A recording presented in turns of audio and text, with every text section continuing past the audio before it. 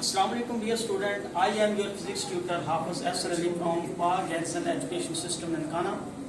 Class second year physics, lecture number 2, chapter number 13, current electricity.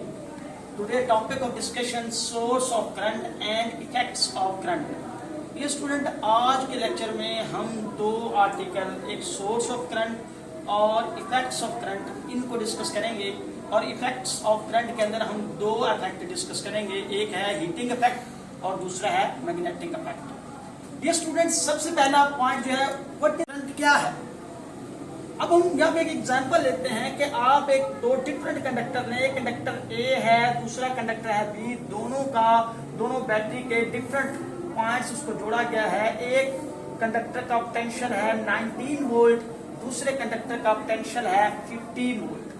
अब दोनों conductor different potential पे हैं, तो इस सूरत में जब दोनों कंडक्टर डिफरेंट पोटेंशियल पे होंगे तो उस सूरत में करंट जो है वो हायर पोटेंशियल से लोअर पोटेंशियल की तरफ फ्लो करेगा।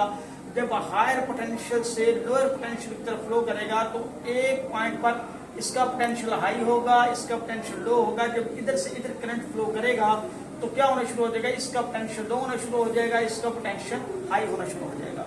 हत्ता कि एक वक्त आएगा दोनों के पोटेंशियल क्या हो जाएंगे, बराबर हो जाएंगे।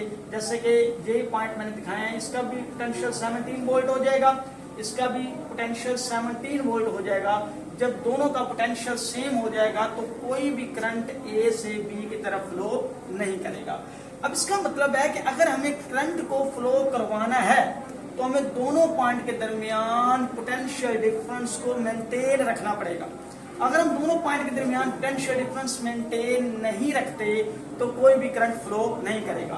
अब इन दोनों पॉइंट के दरमियान पोटेंशियल डिफरेंस को मेंटेन करने के लिए जो डिवाइस हम यूज करते हैं उसे कहते हैं सोर्स ऑफ करंट। दोनों पॉइंट के दरमियान करंट को फ्लो करवाने के लिए और पोटेंशियल डिफरेंस को मेंटेन करने के लिए जो डिवाइस हम यूज करते हैं उसे कहते हैं source of current. The device which used to provide constant potential difference across end of the conductor to maintain the current passes through the conductor। Conductor में से करंट को पास करवाने के लिए हमें उस कंडक्टर के एंड के तरफ कांस्टेंट पोटेंशियल डिफरेंस अप्लाई करवाना पड़ेगा। और जो device constant potential difference apply करवाता है या मेंटेन रखता है उसे कहते हैं source of current. The device which used to provide constant potential difference across end of conductor to maintain the current passes through the conductor। ये डेफिनेशन है सोर्स ऑफ करंट की और ये शॉर्ट क्वेश्चन के तौर पे बोर्ड के अंदर आता है। अब इसके कुछ सोर्स ऑफ करंट है। पहला सेल क्या काम करता है। ये जो हम गैल्वेनिक सेल यूज करते हैं तो इसके अंदर केमिकल प्रोसेस हो रहा होता है। तमाम सेल केमिकल एनर्जी को इलेक्ट्रिकल एनर्जी में कन्वर्ट करते हैं।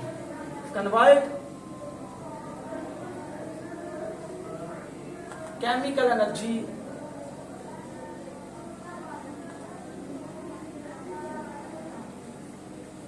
Into electrical energy.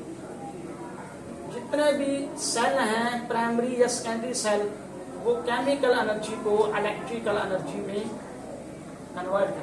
Convert chemical energy into electrical energy. ये एमसीक्यूज भी आ सकता है। What is the function of cell, कि सेल का क्या फंक्शन है, तो हम कहते हैं convert chemical energy into electrical energy.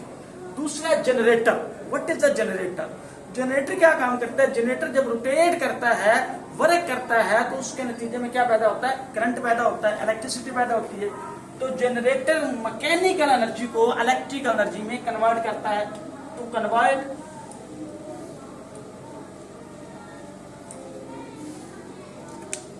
Mechanical energy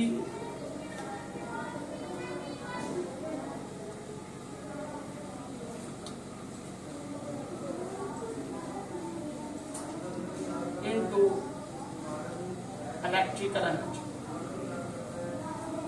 जब भी एमसीक्यूज आता है तो what is the function of generator, ये क्या काम करता है, ये मैकेनिकल एनर्जी को इलेक्ट्रिकल एनर्जी में कन्वर्ट करता है। तीसरा thermocouple. What is the thermocouple. Thermocouple का फंक्शन क्या है। थर्मोकपल को जो हीट एनर्जी मिलती है वो उसी हीट एनर्जी को इलेक्ट्रिकल एनर्जी में कन्वर्ट करता है। To convert heat energy into electrical energy.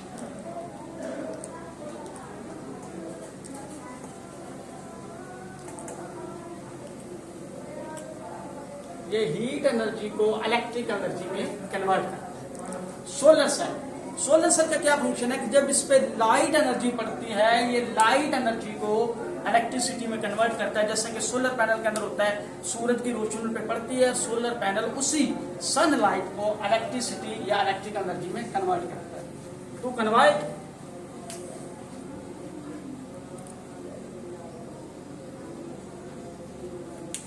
Light energy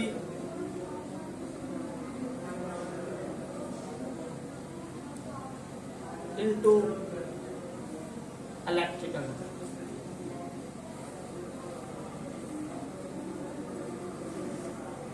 तो ये सोर्स ऑफ करंट का इंट्रो था थोड़ा सा कि what is the source of current. ये सोर्स ऑफ करंट क्या है, ये शॉर्ट क्वेश्चन के तौर पे इस्तेमाल होता है। सम सोर्स ऑफ करंट कि सम कुछ सोर्स ऑफ करंट है, सेल जो है वो केमिकल एनर्जी को इलेक्ट्रिकल एनर्जी में कन्वर्ट करता है। एमसीक्यूज भी आता है और ये शॉर्ट क्वेश्चन भी आ सकता है। जनरेटर का क्या काम है, ये मैकेनिकल एनर्जी को इलेक्ट्रिकल एनर्जी में कन्वर्ट करता है। थर्मोकपल का क्या काम है, ये हीट एनर्जी को इलेक्ट्रिकल एनर्जी में कन्वर्ट करता है। और सोलर सेल का क्या काम है, ये कन्वर्ट लाइट एनर्जी को इलेक्ट्रिकल एनर्जी में कन्वर्ट करता है। उसके बाद जो टॉपिक है इफेक्ट्स ऑफ करंट। एमसीक्यूज में पूछ लेता है कि करंट के कितने इफेक्ट है, तो उसके 3 इफेक्ट है, हीटिंग इफेक्ट, मैग्नेटिक इफेक्ट और केमिकल इफेक्ट। आज के टॉपिक के अंदर हम सिर्फ 2 इफेक्ट को डिस्कस करेंगे।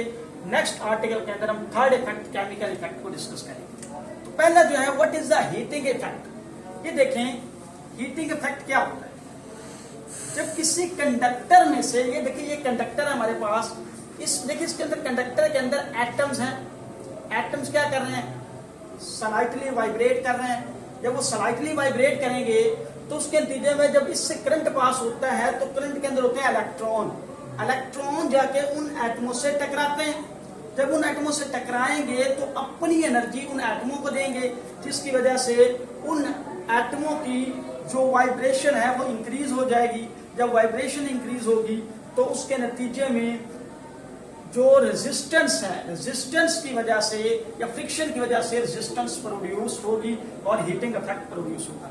कि जब किसी कंडक्टर से करंट पास होता है तो इलेक्ट्रॉन एटमों से टकराते हैं, जिसके नतीजे में उस कंडक्टर के एटमों की वाइब्रेशन इंक्रीज कर जाती है। वाइब्रेशन के इंक्रीज करने से रेजिस्टेंस इंक्रीज करती है और हीट पैदा होती है, जिसे हम कहते हैं हीटिंग इफेक्ट।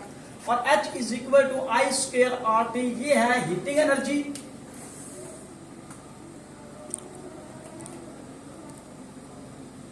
I से मुराद वो करंट है जो इस कंडक्टर से पास हो रहा है, और R से मुराद इस कंडक्टर की रेजिस्टेंस है, और T से मुराद वो टाइम है जितने टाइम के लिए करंट इस कंडक्टर से पास हो रहा है। ये एमसीक्यू आ सकता है, what is the abbreviation HI2RNT। अब ये हीटिंग इफेक्ट यूज कहाँ होता है, डेफिनेटली बात है फिजिक्स के अंदर कोई भी अगर आप फिनोमेना करते हैं तो उसकी प्रैक्टिकल एप्लीकेशन होती है। तो ये प्रैक्टिकली कहाँ इस्तेमाल होता है हीटिंग इफेक्ट, तो जब आप कपड़े इस्त्री करते हैं तो इस्त्री के अंदर, आयरन के अंदर हीटिंग इफेक्ट इस्तेमाल होता है। टोस्टर जो है चेक करने के लिए लाइव वायर न्यूट्रल वायर कौन सी है, लाइव वायर कौन सी है, वो जो टोस्टर है उसके अंदर जो है वो हीटिंग इफेक्ट इस्तेमाल होता है। और जो इलेक्ट्रिक केटल है, यानी कि चाय बनाने के लिए हम केटल यूज करते हैं बिजली की, उसके अंदर भी हीटिंग इफेक्ट इस्तेमाल होता है। ये what is the heating effect and its application, ये शॉर्ट क्वेश्चन के तौर पे बोर्ड में आया हुआ है। मैग्नेटिक इफेक्ट, डेफिनेटली बात है जब किसी कंडक्टर में, ये देखिए कंडक्टर है, इसका एक टर्मिनल पॉजिटिव टर्मिनल के साथ अटैच है और दूसरा जो है वो नेगेटिव टर्मिनल के साथ है। तो conventional current positive to negative flow करेगा। उसके नतीजे में देखें जब इस कंडक्टर से करंट फ्लो करेगा इस कंडक्टर से, तो इसके अतराफ एक मैग्नेटिक फील्ड प्रोड्यूस होगा। उस मैग्नेटिक फील्ड का जो इफेक्ट होता है उसे कहते हैं मैग्नेटिक इफेक्ट। अभी जो मैग्नेटिक फील्ड इसके अंदर प्रोड्यूस होगी, जितना इससे करंट ज्यादा पास होगा उतना ही मैग्नेटिक फील्ड ज्यादा इसके गिर्द पैदा होगा। इसका मतलब जो मैग्नेटिक फील्ड है इससे पास होने वाले करंट के डायरेक्टली प्रोपोर्शनल है। आप करंट की वैल्यू बढ़ाते जाएंगे तो इसके तरफ जो मैग्नेटिक फील्ड पैदा होगा वो स्ट्रॉन्ग मैग्नेटिक फील्ड प्रोड्यूस होगा। अब दूसरा पॉइंट है कि जितना किसी पॉइंट का इस रॉड से, इस कंडक्टर से डिस्टेंस ज्यादा होगा। अब एक पॉइंट P है, एक पॉइंट है Q। अब पॉइंट P का डिस्टेंस कम है जबकि Q का डिस्टेंस ज्यादा है। जितना किसी पॉइंट का इस कंडक्टर से डिस्टेंस ज्यादा होता जाएगा उतना वहां पे मैग्नेटिक फील्ड कम होता जाएगा। तो Q का इस कंडक्टर के सेंटर से डिस्टेंस ज्यादा है तो Q के ऊपर मैग्नेटिक फील्ड कम है, जबकि P का डिस्टेंस कम है तो P के ऊपर मैग्नेटिक फील्ड ज्यादा है। तो जितना किसी कंडक्टर का उस पॉइंट से डिस्टेंस ज्यादा होगा उतने वहां पे मैग्नेटिक फील्ड कम होगा। तो मैग्नेटिक फील्ड जो है वो इनवर्सली प्रोपोर्शनल है distance between the current carry conductor and point. जितना करंट कैरी कंडक्टर और पॉइंट के दरमियान डिस्टेंस ज्यादा होता जाएगा उतने उस पॉइंट पर मैग्नेटिक फील्ड कम होता जाएगा। अब ये मैग्नेटिक फील्ड तो है लेकिन कहाँ यूज होता है, तो किसी भी पॉइंट पर करंट को डिटेक्ट करने के लिए कि किसी पॉइंट पर करंट मौजूद है और कितना मौजूद है, करंट को डिटेक्ट करने के लिए उसकी मेजरमेंट के लिए जो हम यूज करते हैं वो मैग्नेटिक इफेक्ट ऑफ करंट होता है कि करंट की डिटेक्शन और उसकी मेजरमेंट के लिए हम मैग्नेटिक इफेक्ट को यूज करते हैं। और जितनी भी मशीन्स हैं जिनके अंदर मोटर इन्वॉल्व होती है वो भी मैग्नेटिक इफेक्ट ऑफ करंट को इस्तेमाल करते हैं। तो डियर स्टूडेंट, आज के लेक्चर के अंदर हमने पढ़ा कि what is the source of current and function of different sources of current, what is the effect of current and 3 different effect of current, what is the heating effect, its application, what is the magnetic effect and its application। तो student, इस article के अंदर हमने सीखा कि source of current क्या है और कौन कौन से सोर्स कौन कौन सी एनर्जी को इलेक्ट्रिकल एनर्जी में कन्वर्ट करते हैं, और तीसरी जो बात हमने सीखी कि इफेक्ट ऑफ करंट क्या है, कि करंट के असरात क्या होते हैं। 3 किस्म के करंट के असरात हैं, एक हीटिंग इफेक्ट है, एक मैग्नेटिक इफेक्ट और तीसरा केमिकल इफेक्ट है। हीटिंग इफेक्ट क्या होता है और ये किस वजह से पैदा होता है और इसकी प्रैक्टिकल एप्लीकेशन क्या है, मैग्नेटिक इफेक्ट क्या है, ये कैसे प्रोड्यूस होता है और ये किस किस चीजों पे डिपेंड करता है और इसकी प्रैक्टिकल एप्लीकेशन क्या है। तो डियर स्टूडेंट, ये भी आपके एमसीक्यूज आता है, सोर्स ऑफ करंट, उसके बाद मैग्नेटिक फील्ड किस किस पे डिपेंड करती है, ये भी एमसीक्यूज के तौर पे इस्तेमाल होता है। उसके बाद ये H is equal to I square R T, ये भी एमसीक्यूज आपसे पूछ सकता है। आपकी जो असाइनमेंट है वो 4 शॉर्ट क्वेश्चन है आज के आर्टिकल के। Define heating effect of current with application, heating effect of current with application, ये पहले क्वेश्चन का आंसर। दूसरा है define magnetic effect with application, magnetic effect क्या है और इसकी एप्लीकेशन क्या है, ये दूसरे क्वेश्चन का आंसर। और तीसरा है define source of current, source of current क्या है, ये तीसरे क्वेश्चन का आंसर।